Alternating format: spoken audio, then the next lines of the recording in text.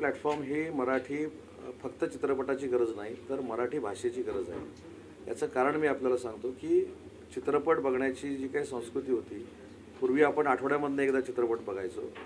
नंतर T V आल्यानंतर दिवसातनं एकदा चित्रपट बघायला लागलो आणि आता ॲडव्हान्स मोबाईल हातात आल्यानंतर आपण दिवसाला 1-1, 2-2 चित्रपट बघतो हेडफोन कानाला लावून.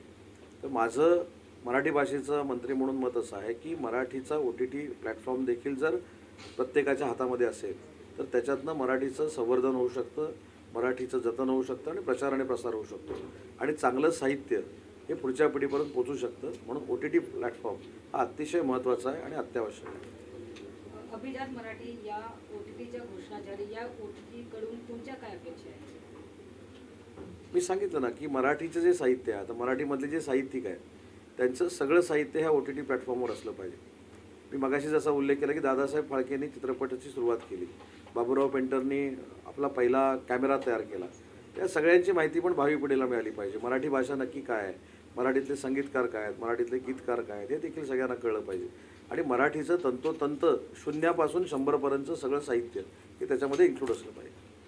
अभिजात मराठी या OTTच्या मराठी सिनेमांना आपल्या हक्काच्या व्यासपीठ मिळेल असं तुम्हाला वाटतं का? नाही, मला असं वाटतं की OTT प्लॅटफॉर्म हा फक्त मराठी चित्रपटापुरता मर्यादित असू नये. त्याच्यामध्ये सगळं साहित्य असलं पाहिजे. त्याच्यामध्ये तुकारामांचे अभंग देखील ऐकता आले पाहिजे, ज्ञानेश्वरी देखील वाचता आली पाहिजे. तर असं संकोचित वृत्तीनं हा OTT प्लॅटफॉर्म चालता कामा नये. मराठी हे फार मोठं काम करण्याचं एक क्षेत्र आहे आणि त्या मराठीतलं सगळं साहित्य जे आहे ते OTT प्लॅटफॉर्ममध्ये असलं पाहिजे.